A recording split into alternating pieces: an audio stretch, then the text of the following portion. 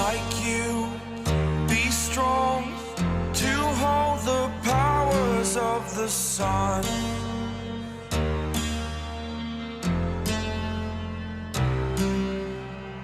To dream, believe in strength, now I'm the only one.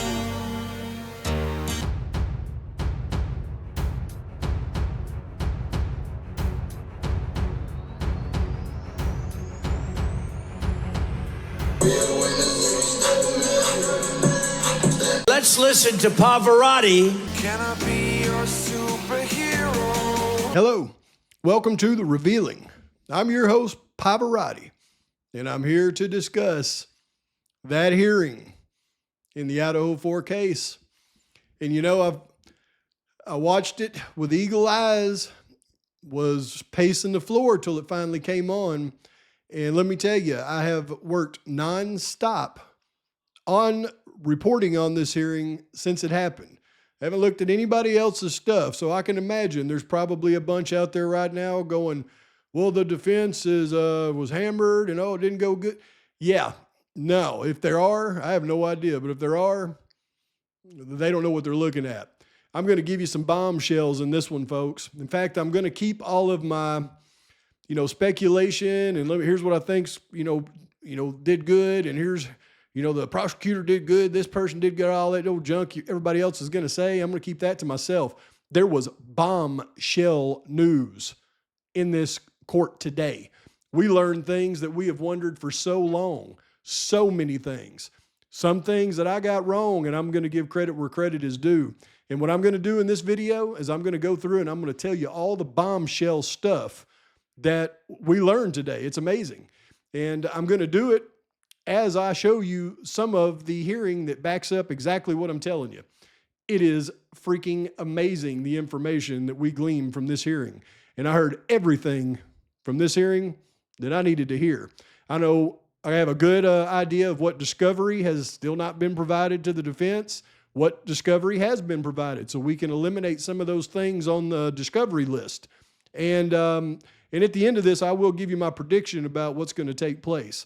Now, today was not a Frank's motion. Today was the Frank's hearing. Today was the motion to determine if there's going to be a Frank's hearing.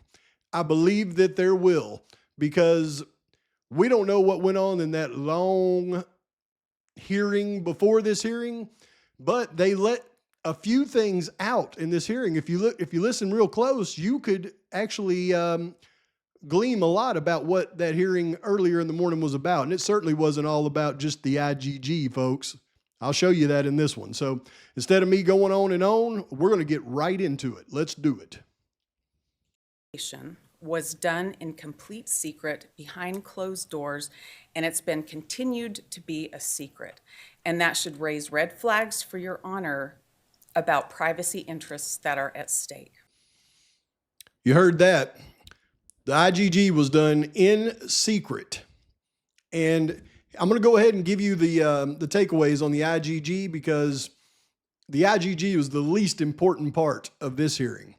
Now, one thing we did verify for sure, they definitely put the IGG through GED match and 23andMe. No more doubts about that.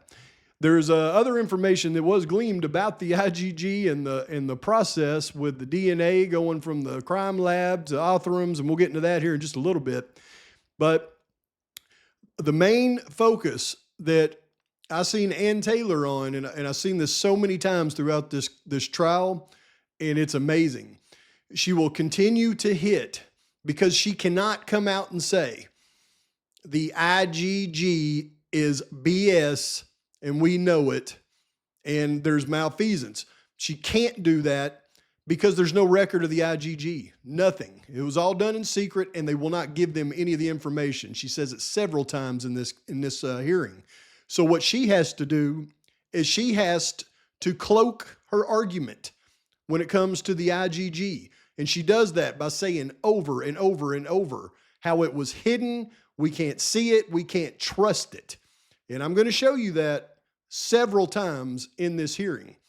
And she even goes as far as at one point having to acknowledge that the IGG is a type of confidential informant, and she even hits its reliability because she doesn't have a way to discredit it. The prosecution never gave her the discovery on the IGG, and they never gave her the discovery on the grand jury subpoenas. And that is what she needed to build the right timeline to prove the IGG came after the fact. She needed the subpoenas to be able to uncover the confidential informant. She's not going to be able to do that, it looks like. So she's having to go another route, and you can see it in her arguments. But I'll be danged if she didn't throw us a giant bone right in the middle of this thing. I'm going to quit talking. Let me get back into it. FBI, in fact, violated the Fourth Amendment rights of Mr. Kohberger. You would agree the state is burdened by that? That's a great way of putting it, Your Honor. Yes, the state would be burdened by that. Yes.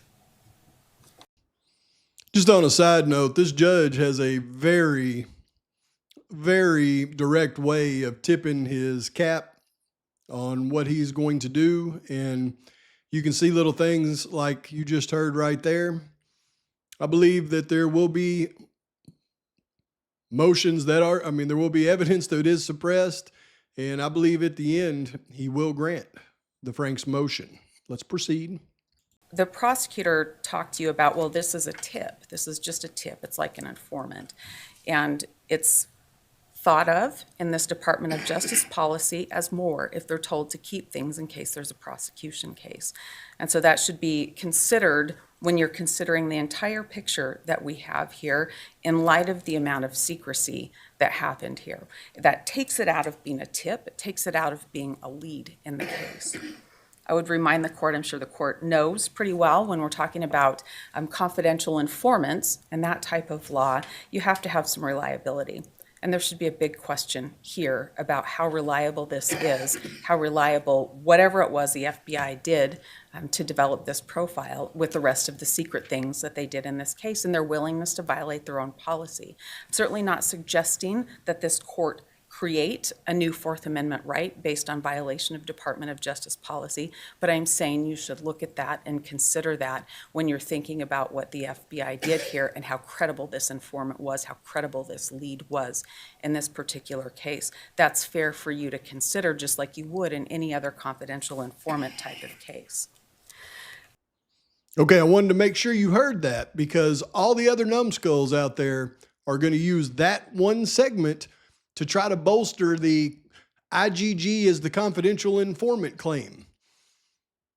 You got to pay really close attention to the way that she said that. Yes, she said the IGG, the prosecution said was a confidential informant. It was a tip.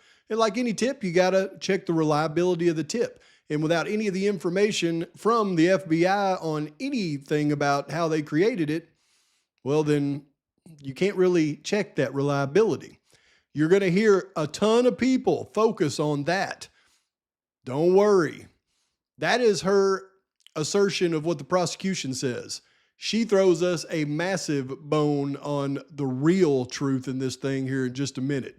Don't give up on me now. The first warrant that gets anything related to Mr. Kohberger is, I refer to it as AT&T 1. It's on 12/23/22, and it's for 48 hours worth of records of Mr. Kohberger. And I want to go through that warrant with the court having in mind that the IGG was purposefully and intentionally withheld from the magistrate. And I want to talk about some of the other problems with that warrant. Okay, so just like we thought, she's hammering hard for the first AT&T warrant and the affidavit that went along with obtaining that warrant. Because remember, without that warrant, every subsequent warrant goes away, and she mentioned it 10 times in this hearing. David reads, it says, this person stated she went to sleep on the second floor. She was awoken at 4 by what she stated sounded like one of the victims playing with the dog, which was on the 3rd floor. A short time later, she thought she heard one of the victims say something. That caveat, she thought she heard, is a problem. That's not at all what was said. She was This person was interviewed shortly after 911 was called in the afternoon of November 13th, 2022. And she was sure, I'm at Defendant's Exhibit 8A, page 281, lines 4 through 10, when this witness was sure that she heard this particular victim go up the stairs, and then come running back down the stairs. That is not what's contained in this affidavit at all. That is repeated during this same interview a couple of different times at page 287. It's also repeated in a subsequent interview that same day. This is Defendant's Exhibit 8B. That's at page 313, and again at 320. And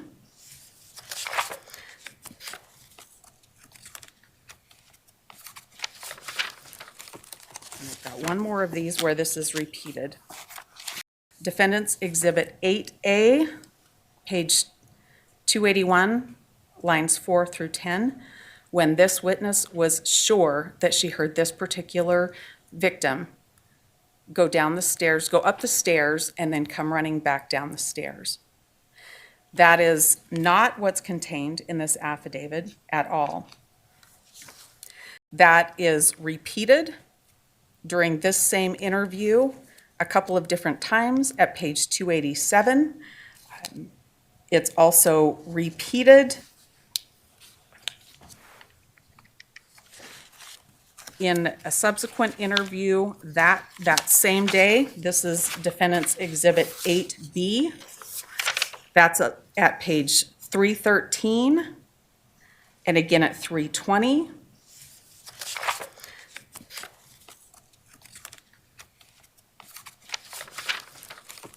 I've got one more of these where this is repeated. It's repeated again in D8C as well. That is important because that's misleading to the judge. That waters down what was said, and that matters in the probable cause affidavit, because the officers, when they wrote this, knew that wasn't the case. They knew this particular person that DM said was upright and running down the stairs, that's not what happened. That person was killed in the bed and never left the bed. And so the officers water that down because they know that fact is wrong, but they don't tell the magistrate that. They also don't tell the magistrate that this witness has claimed memory problems, that this witness has claimed that she's not sure what she heard or saw was real, or whether it was at a Bombshell, baby. DM, they said she was very drunk. She thought it was all a dream, didn't know if it was real or not. And what she really said was she heard one of the victims go up the stairs. Come down the stairs, go back up the stairs, and then come running down the stairs, is what she actually told law enforcement. Not that BS that they said that she told them. And she told them so much more. We're gonna learn more as we go. But the other thing that we learned, I don't have the clip on this, but I caught it in my notes. The judge confirmed, even though they didn't hit on it in the case, it was a secret thing. You can tell they were holding it back, but the judge confirmed that BF seen somebody take their clothes off, put it in a trash bag at the door, and then run out the door. He didn't say which door, but BF definitely seen that. So if you watched my video the other day, that 7 minutes just got shorter. Bombshell stuff in this one. This is just a start. Your Honor, the next part of the affidavit talks about what they have determined to be suspect vehicle number 1. And it trails a path of pieced together cameras. But what they don't tell the magistrate is that The camera near the residence, the 1112 King Road camera near 1122 King Road, you can't tell what kind of car it is. They don't tell the magistrate that that's an impossible car, that their expert can't make an identification off that. They don't tell the magistrate that this is pieced together from various other videos throughout the area. That's withheld from the magistrate. That's important information when you tell a magistrate, we found this car doing this thing and we know what it is that's around this particular area. Bam! Yet another bombshell in a long line of bombshells I'm bringing to you in this one. She said that the 1112 King Road camera could not be the camera that identified the Hyundai Elantra or whatever the car is. Might not even be a Hyundai Elantra. That moron, the stuttering guy, he may be right. That could be a Chrysler 300. But I'll tell you one thing he's not right on, and that's that 1112 King Road camera I heard him talk about for so long. That camera, as we'll find out later on in the hearing, it takes still shots, just like I thought.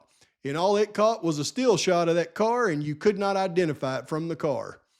That car was identified just like I told you from the Ridge Road camera. They verify it twice in this hearing and even give us the address.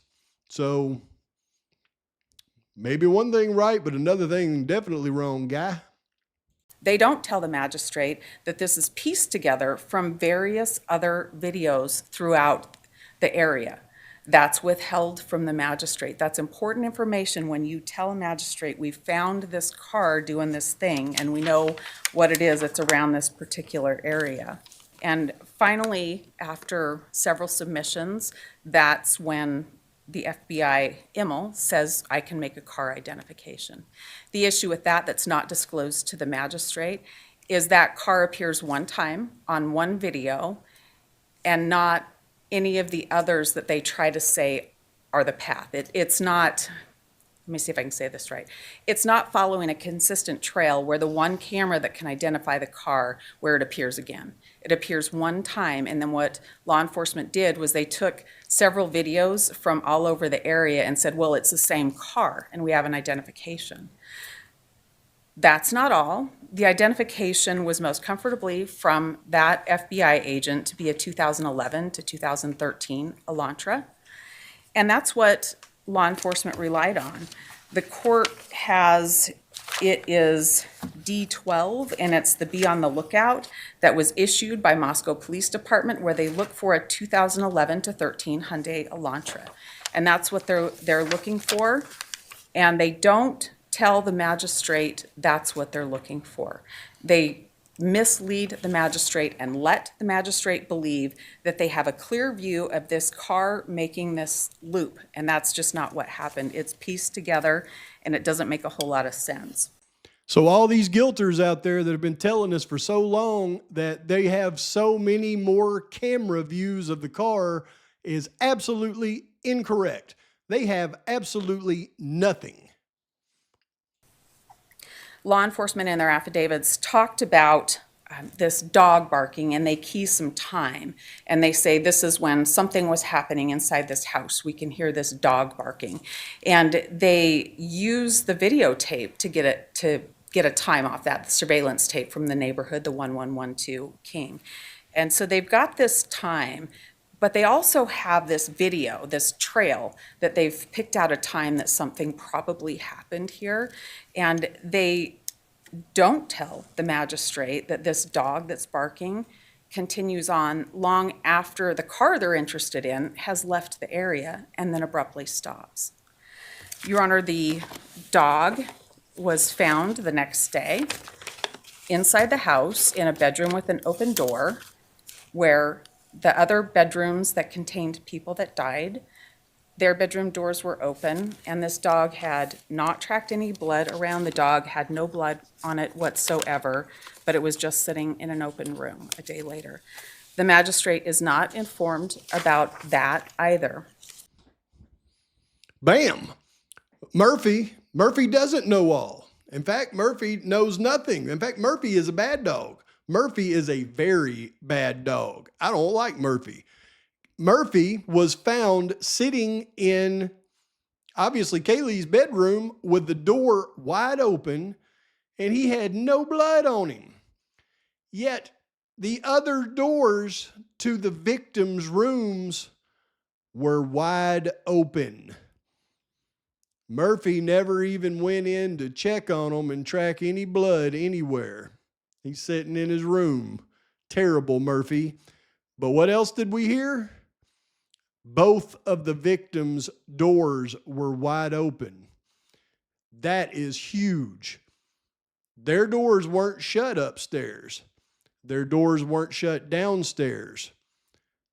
All of the victims were unalived in their rooms. All of this stuff, they were unalived somewhere else and brought there. That never needs to be brought up again. But also, their rooms were open. So how does DM and BF walk to an open room, see what has happened, and then call her friends to come over to dial 911? It wasn't Ethan was laid up against the door and we tried to make so much sense of her. The door was locked. Nope, there's no sense to be made of it. Those doors were wide open.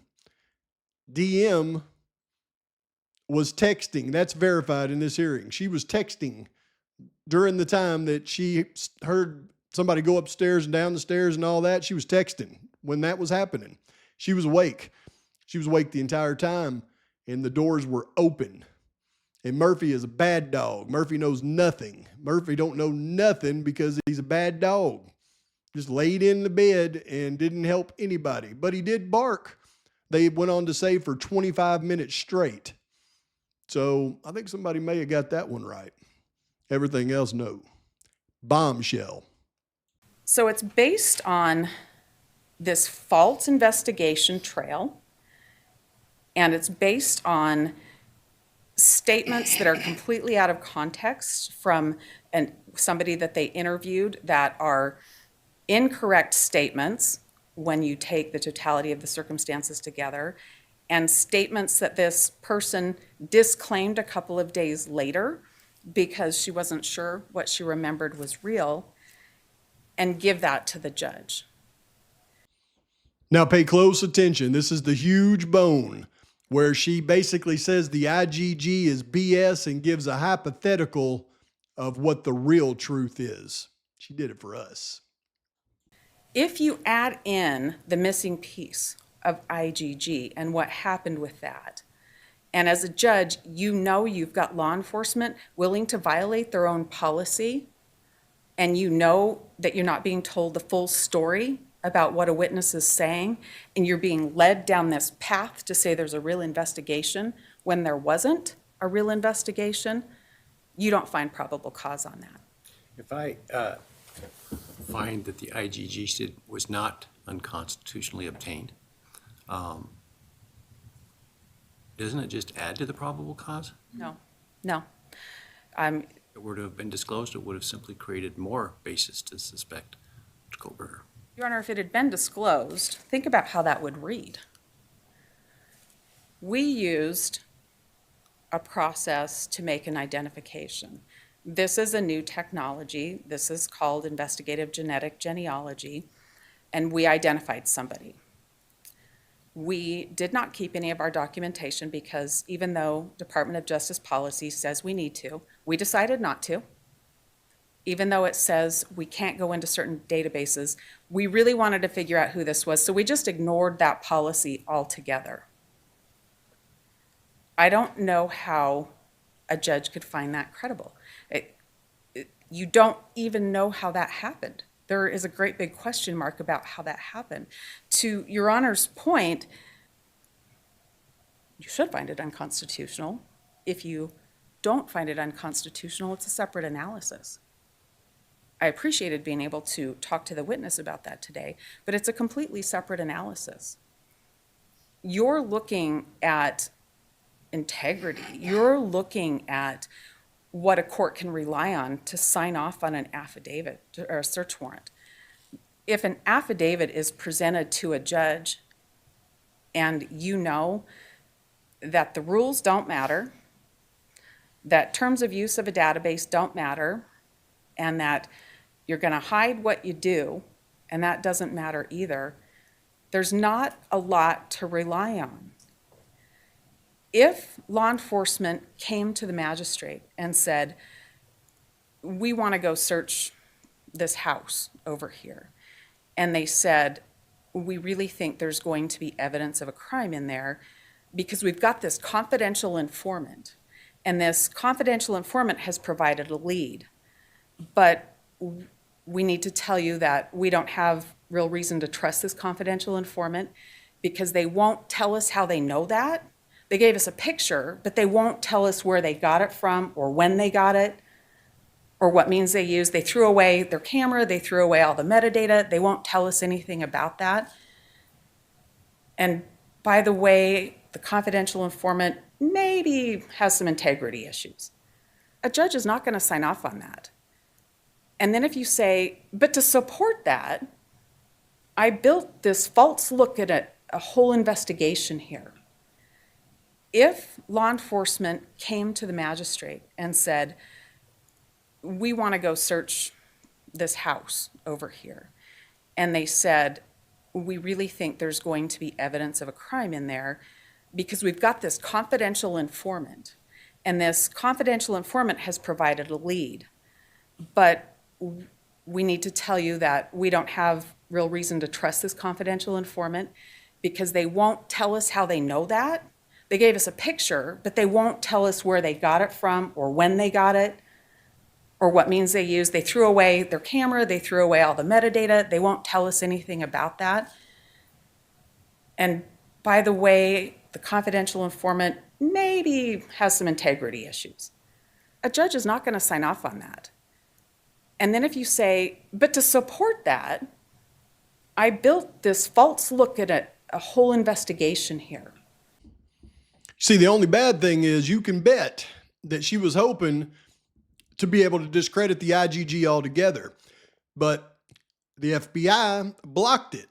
They won't give them anything, any notes, anything. And they've just basically said, we're just not going to give you anything. Well, they're not going to give her anything because they know it was fake. So since she can't get the stuff, then there's no way for her to be able to call them and say, okay, we know it was a different source. Who's your confidential informant? Uncover it, then attack the reliability. Even though Ann Taylor knows unequivocally by now who that confidential informant is and why they would use a fake IGG to cover up for them. And she can't come right out and say it, but you can bet that she was waiting to that point right there to do her hypothetical. But listen to every word that she said in that hypothetical. You can absolutely bet every example she used is probably accurate down to the T. The confidential informant probably really did provide a photo, but with no phone and nothing else to back it up. That is literally how it probably happened. And she went through it down to the, oh, that informant has some credibility issues. You think perjury? See, don't let anybody steer you wrong. It's just this is going to be a little bit longer process to be able to get to that. Thank you, Ann Taylor. I knew you'd give it to us. Well, let's talk about that license plate for a second, though, because that's not something you can see from the videos. And that was testimony you heard today. I'm telling you, this thing is one gigantic bombshell. Did you hear what she just said? Two things right there in that little short segment. Number one, the license plate, not having the front license plate. You couldn't see that in any of the videos. And that is verified by, what did she say? Verified by testimony that you heard today. That means in that closed hearing, because nobody else testified in the open hearing. People testified in the closed portion of the hearing. So that was testimony you heard today. So that means somebody that testified today admitted that you could not see that the vehicle didn't have a front license plate in the video footage. Well, when you look around that courtroom at who is sitting there that's not in a lawyer capacity, you're going to notice Mowry. Don't think he's the one, though. You also notice a very, very small, bald Brett Payne sitting in that courtroom. You can bet 2 of those subpoenas, one was for Brett Payne and one was for Lawrence Mowry, or else they wouldn't be sitting in the courtroom today. So you can bet it was Brett Payne that they had on the stand grilling. So what does that tell you, folks? Number one, it tells you that the closed hearing was a heck of a lot more than the IGG. The hearing that we're seeing now, it's got some bombshells in it, but you can bet not bombshells like were heard this morning in that hearing. And I'll just let the cat out of the bag. You see, I can read people. And as I watched this hearing, I've watched it twice now, once watching it live, and then the second time watching it to prepare this video. This is my 3rd time through it, actually. I watched the people. I watched the people in the courtroom. Number one, Bryan Kohberger is not doing good in that Boise jail. If you look at Kohberger, when I pop this back on, he's down about 50 pounds. He does not look healthy at all. He doesn't look near like he looked when he left Latah. He's looking bad. He's very, very thin, and he looks very frail. But number two, if you watch Massoff throughout the entire hearing, even where it looks like Ann Taylor is getting just hammered by the judge, because there was a few times where you felt like, goodness, this judge is hammering her. But when that was happening, I would look over at Massoff and go, she's sitting there smiling with a smile. She's almost dying out laughing. Seriously. Watch the hearing. Watch Massoff the entire hearing. She's either like this, drawing little notes, or sometimes she is fighting back laughing. They know something that we don't know that happened in that hearing this morning. And after watching this entire hearing, they have nothing on Bryan Kohberger. They have nothing. Nothing. They've got the STR sample. Other than that, they got nothing. It's Kohberger said, I have no idea how, it's not my DNA, or if it is, I don't know how it got on the sheath. That's what the prosecution said twice. They've got nothing. There is no phone data putting him anywhere near the place. None of the videos, you can even identify the car, except for the Ridge Road video that I'm going to show you in a minute. And that identified a 2011 to 2013. There's no phone. There's nothing putting him at the house. There is nothing connecting him to the victims. These guilters out there that want to say the Garrett Discovery Doctrine, he followed people online, try again, prove verified in this hearing, no connection to the victims, didn't follow any of them online. They have nothing on Bryan Kohberger except for that STR mystery sample, and I can assure you that is some BS. But there's other bombshells that are coming, though. Don't give up on me yet. There's some big stuff. I don't know if everybody even caught this stuff because you had to pay really close attention to catch them all. I'll keep going. I'll shut up. This wasn't a real investigation. These are things that are put in there to make it look like an investigation happened, to say, don't look here at this big glaring thing that's missing, this whole piece about why we identified him. Don't look here. We don't want you to look here because this is ugly, this is dirty, and this isn't real. Once again, the IGG, she says this is dirty, this is ugly, and this isn't real. Got to pay attention for the clues. This warrant is not good. There's too much missing information, false information, and information withheld from the magistrate here.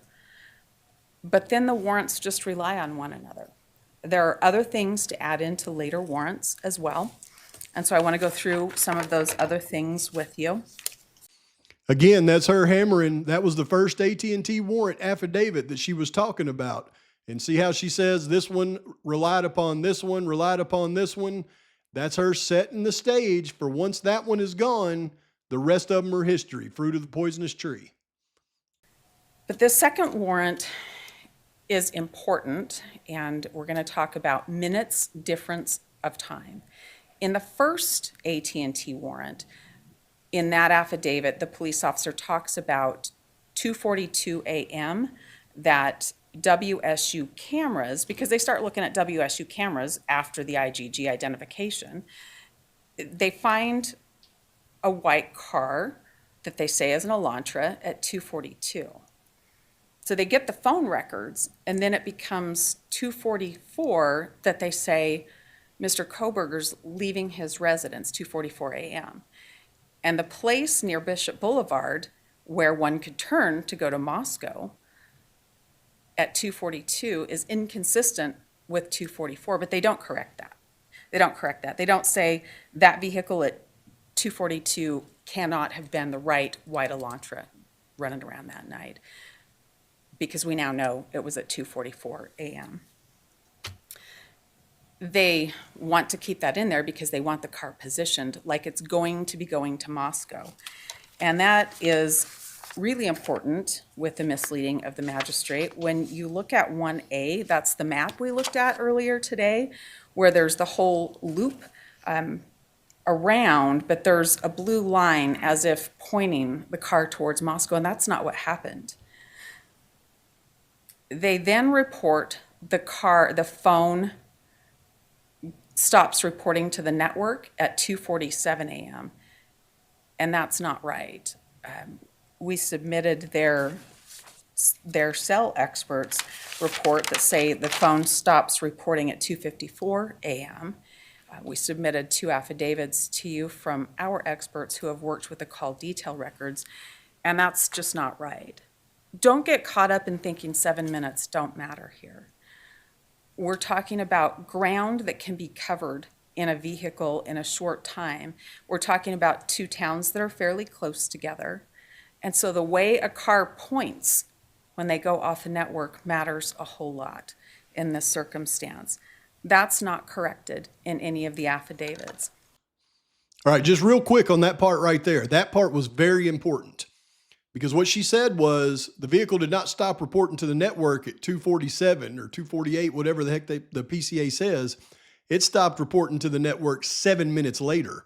But not only that, in that 7-minute time, the vehicle was going away from Bishop Boulevard. Like we've said when I've done those maps 100 times. They didn't catch him on the camera at Bishop, so he had to be going the other way. Well, Cy Ray, she said, my experts submitted their affidavits. Cy Ray, as we always thought, he got him going the other way towards Wawa 7 minutes more. So his vehicle was definitely, boom, going to Wawa 7 minutes away from Pullman. But it's really, really important because of the way she points it out. And on the map, they made it look like the vehicle was pointed towards Pullman heading that way. And the reason I say it's very important is because when Ashley Jennings, who is terrible, I mean, I wouldn't hire her to read Bible study to, kindergartners or Bible school. I mean, she's terrible. And the judge he even gave up on her. But when she's doing her rebuttal, he actually hits her on exactly this point, and she is lost as a goose, but we'll get to that. But that was a very important point there. I just wanted to make sure that I pointed that one out.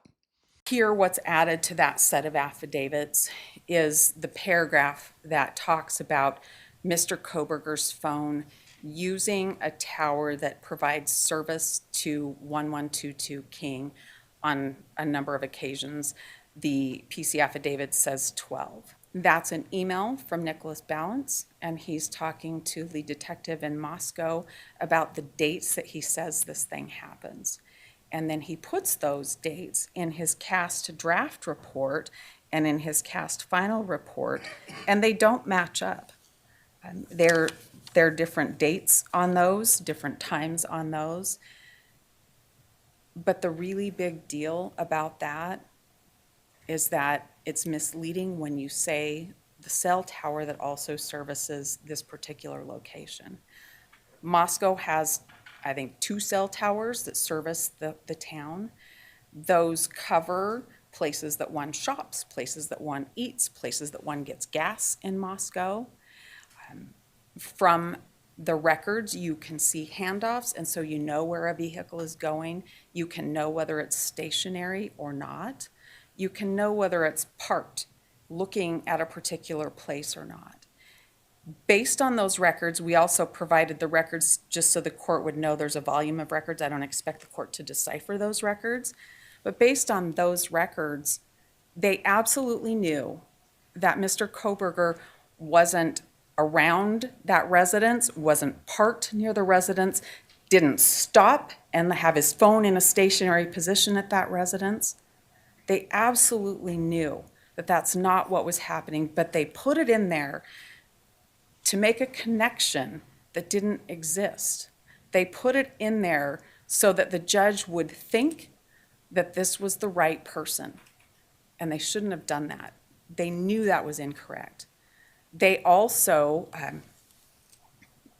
changed that quite a bit, performed a drive testing, and so there were other bits of data that kept coming in so that they would know that was untrue. Now, for a magistrate to be relying, remember, on somebody who's a witness, somebody who's been interviewed 4 or 5 times, and continually says something that's absolutely impossible, has memory problems, and the judge never knows that.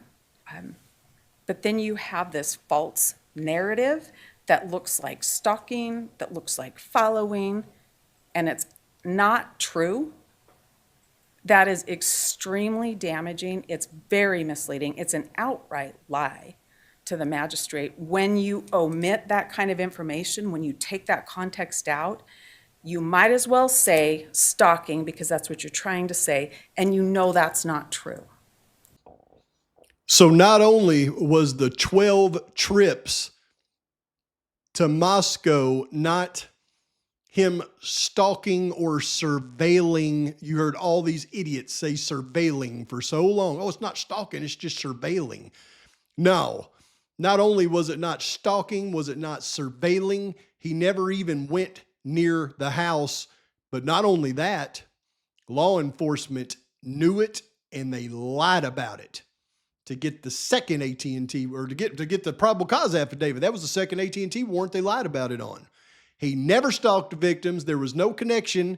He never followed the victims. Steve G, he didn't sit up on the hill and stare at those victims. And you knew that, and you put it out there, and you said it over and over again. You get whatever's coming to you, sir.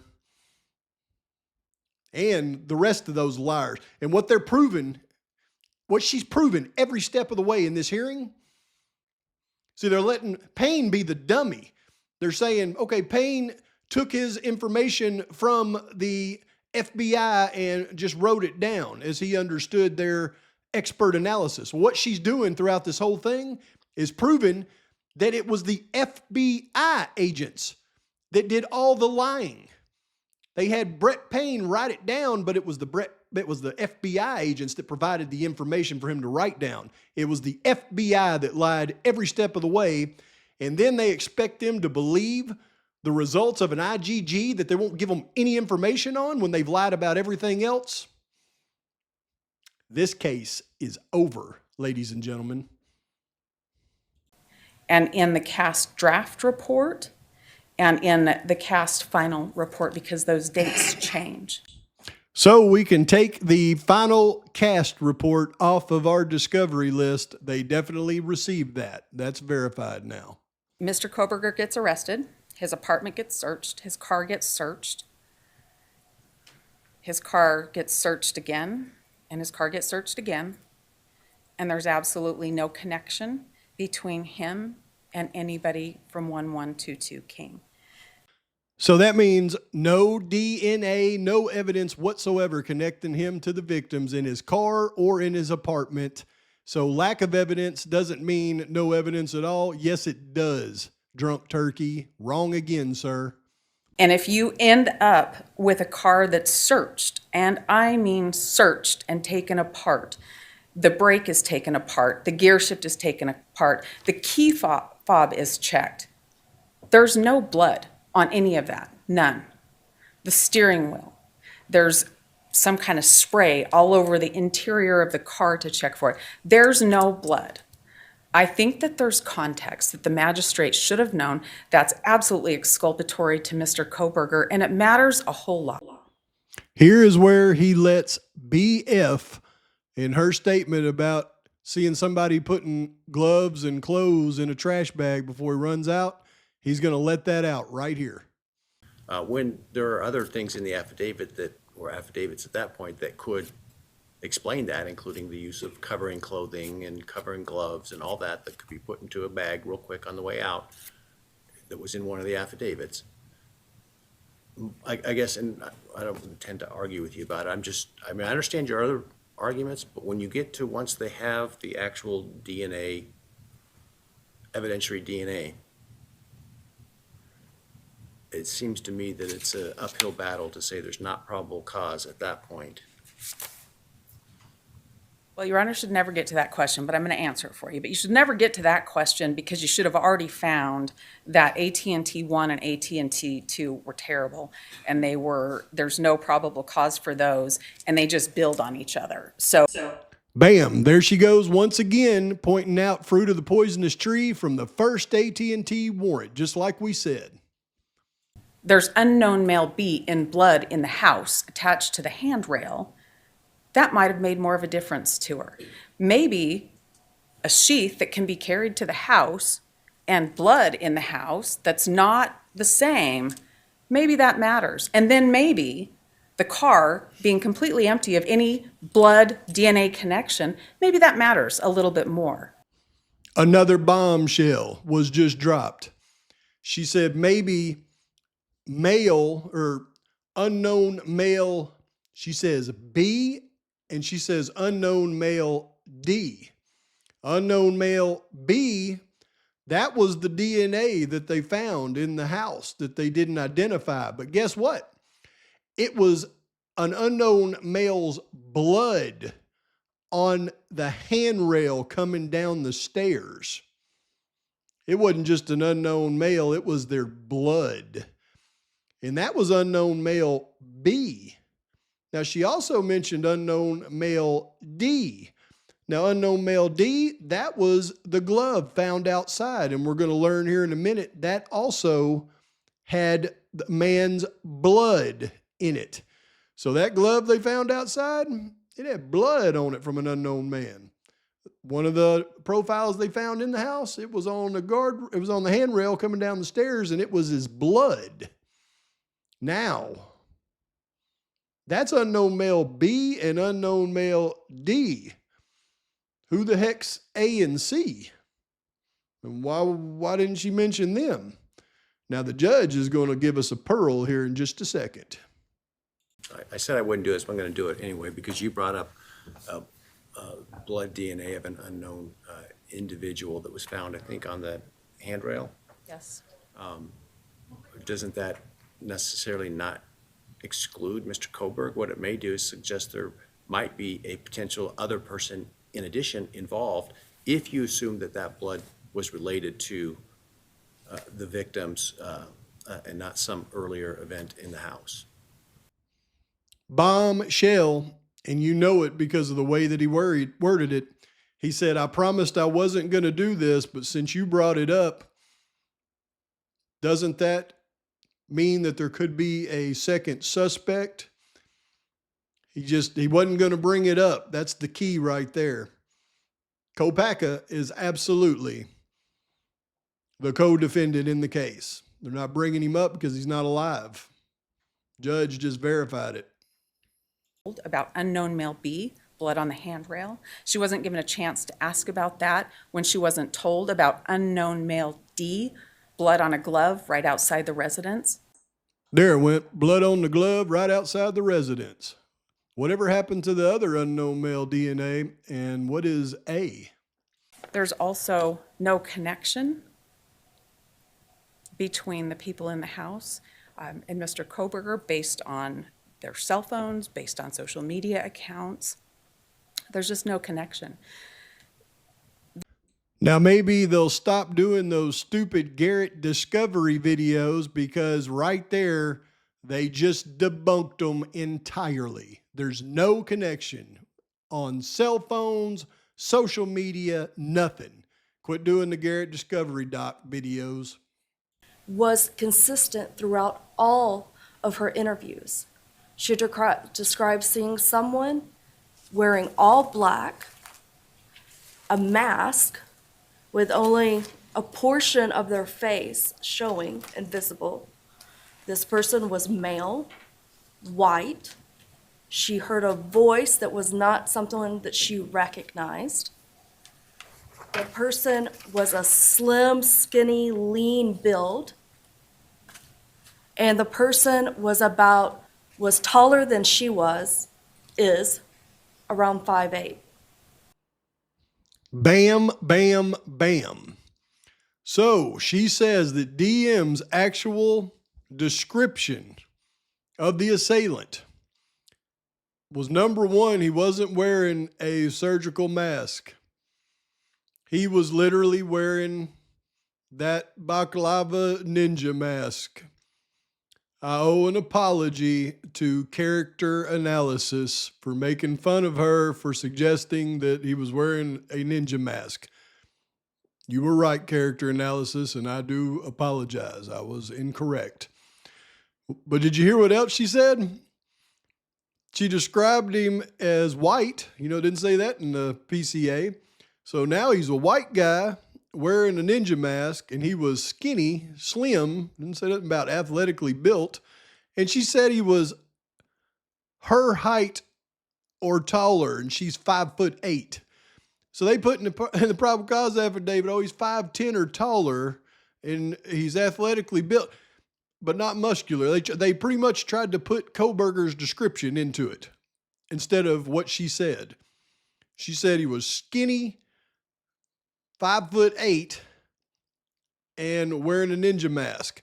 Yet she just went back in and texted BF, there's ninja in here. I'm going back to bed because I'm drunk. And then the next day they got up and then the doors are wide open. She sees all of her friends unalive, so she calls more friends over. And BF does the same.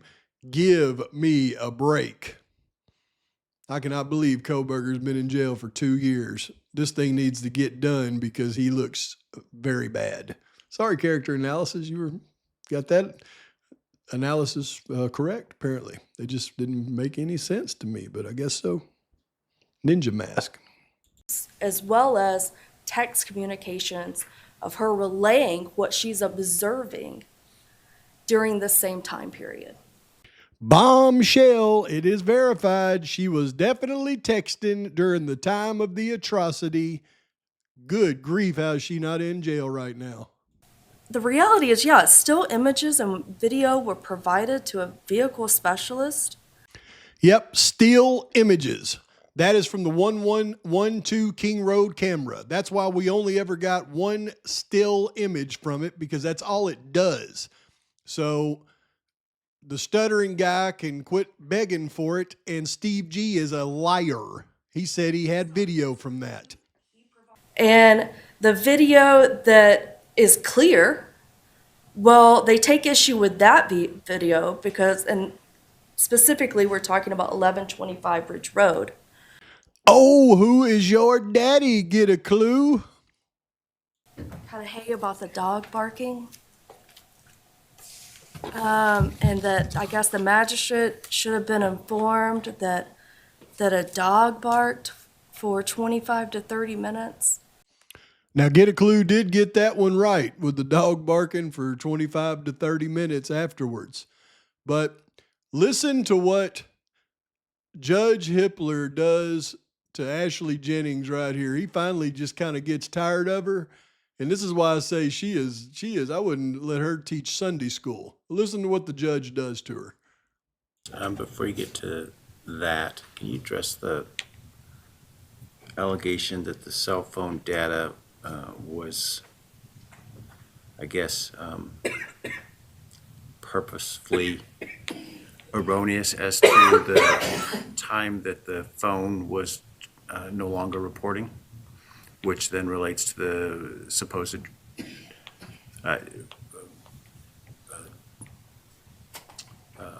position of travel. Right.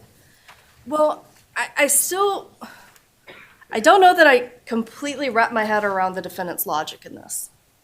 I have to, so help me out. Well, I still don't I understand. understand her statement and her argument. I'm trying to understand your response. I guess what was reported was the information known at the time that the probable cause affidavit was given. By There's- Detective Payne? Or by the Correct, with cast member? information that he was given from. This goes to my first question about imputed erroneous statements. So I understand the allegation in that regard, not necessarily to be that Detective Payne knew the statement was wrong, because I'm not sure there's evidence of that.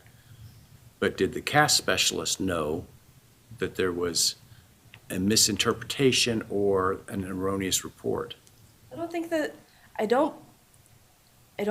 you have before you a sufficient proffer that proves that the cast specialist submitted false information.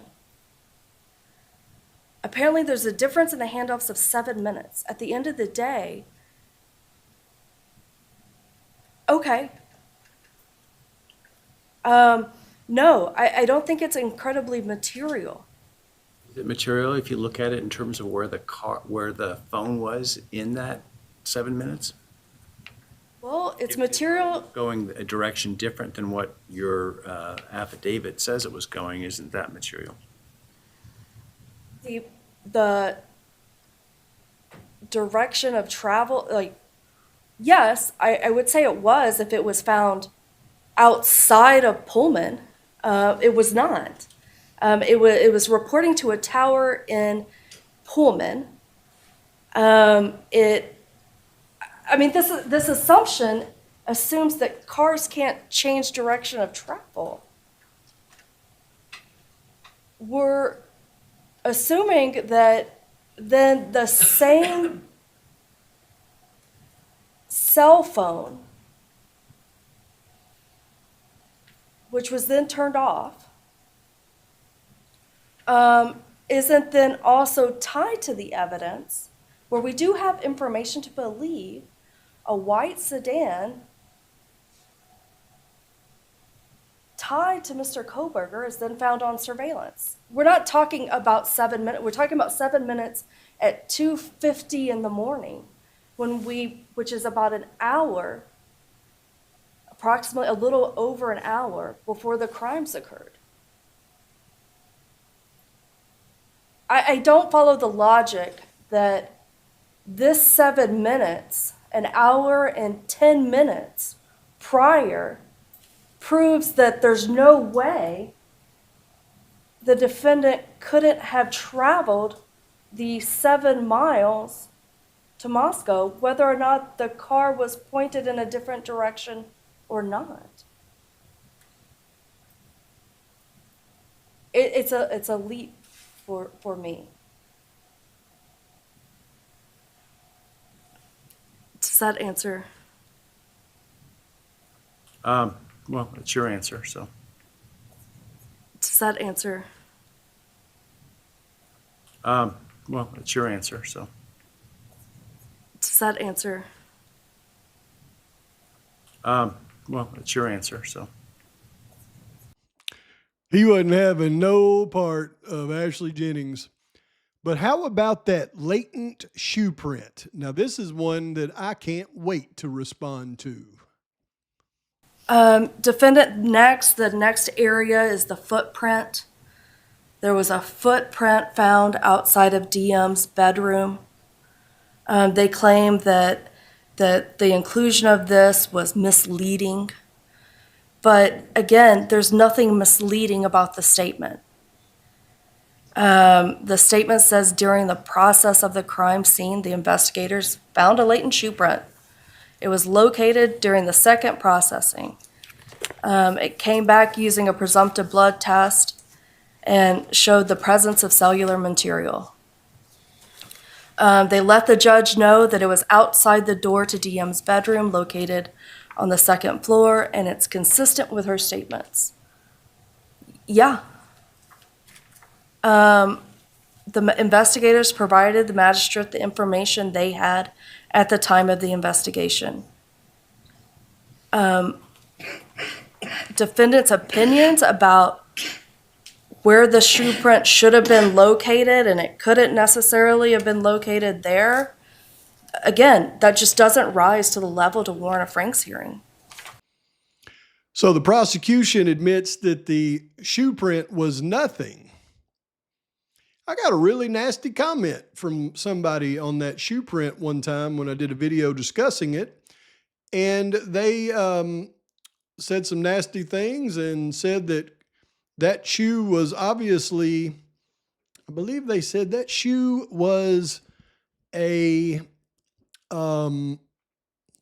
Dickies shoe. And it was purchased at Walmart, and they had a Dickies receipt that they found in Kohberger's apartment for that shoe.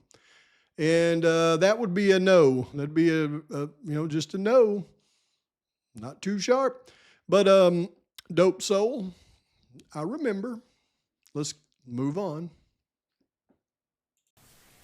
I can quickly go through grand jury subpoenas. At the end of the day, their desire still, this has come up several times throughout this process, their desire to see the actual grand jury subpoenas is not the basis for a Franks hearing. There's just simply no legal basis to support that idea. And there is nothing obtained that was obtained in violation of any of the defendant's constitutional rights. So the defense still has not received the grand jury subpoenas, which would tell them when they were truly on to Bryan Kohberger. But it's okay because the prosecution says, don't worry, we didn't violate any of his rights. Okay. All right, let's start with the grand jury subpoenas. And yeah, we wanted those in discovery. We didn't get those. We were told no a couple of different times. The issue with that is that at least one of the warrants was used, the returns from the grand jury subpoenas, it used the return from the grand jury subpoena to obtain information. And we don't have those, so we don't know the scope and parameters of that. So the magistrate relied on something that's not reviewable by us. And that's kind of gotten to be... Amazon. Sorry? Is that Amazon? It is Amazon, Your Honor. And the return on the search warrant says that they already produced them pursuant to something else. And the affidavit says, we saw these things, so now give them to us in a search warrant. That just seems to be problematic to me. It's kind of the same thing that's laying on pretty thick here. You can't have it. We're not going to tell you about it, but don't worry, we didn't do anything wrong. And that's a problem. That's a theme of this case, and that's really a problem. So I think we should have a Franks hearing to explore what that really is about. Yep, that's what she wants to bring up in the Franks. Explore what that really is about. She needs those to uncover the confidential informant. And a lot of things that are deliberate. You heard a lot earlier today about the hours of meetings that took place and the decisions to keep certain things secret. So I think we've satisfied the prong of deliberate and intentional withholding from the magistrate or... See what she said? She said, yeah, you learned from the hearing today, the hearing we didn't get to see, that they were having meetings 2 hours a day and discussing things they were going to deliberately hold back. Now, that could only be those meetings that Scott Green was involved in, because they wanted to hold back all of the things that would be very detrimental to their school, therefore their town. And she mentioned like the IGG, except, you see, they wanted to hold all that out of all of the case work, the affidavits, everything, but yet then the FBI wanted to go and leak it 5 days after Kohberger was arrested through their propaganda arm, Slate Magazine. But it all goes back to what it's all about. See, those things that they were wanting to withhold in those meetings that they learned about in that hearing we didn't get to see, that's all the real facts in the case, folks. And see, that's why the judge was so quick to bring up the potential other perpetrators, because they all know what this thing's really about. That's why they were holding back BF's testimony and not trying to bring it in, but he let that slip. That's why he let the Kohbeger thing slip. They let all kinds of stuff slip in this hearing, and we learned some bombshell things. But I'm telling you, I can tell by the way the judge is talking, by the way Massow sat there and smiled through the whole thing, and by the way that the judge responded to certain things that the defense was bringing up, and the way he responded to certain things that the prosecution was bringing up, and the fact that Bill Thompson set his butt over there and didn't say anything and let Ashley Jennings get up and make a fool out of herself, he ought to be ashamed of himself. He did that because he knows his goose is cooked. I can't think of any other reason why they would have put Ashley Jennings up to do what she did. The goose is cooked. But that is all I got for you. That is a bombshell hearing, and tomorrow I expect to be even bigger. While I was waiting for the hearing to start today, I was getting antsy. I made 2 videos. I'm not going to be able to put them out now because it's already almost midnight. And I got to get up early and watch that hearing tomorrow and report back to you some more. But please like and subscribe to the channel. Post your comments, thoughts, criticisms. And until next time, Pavarotti, he's out. Until I broke the rules my life destroyed.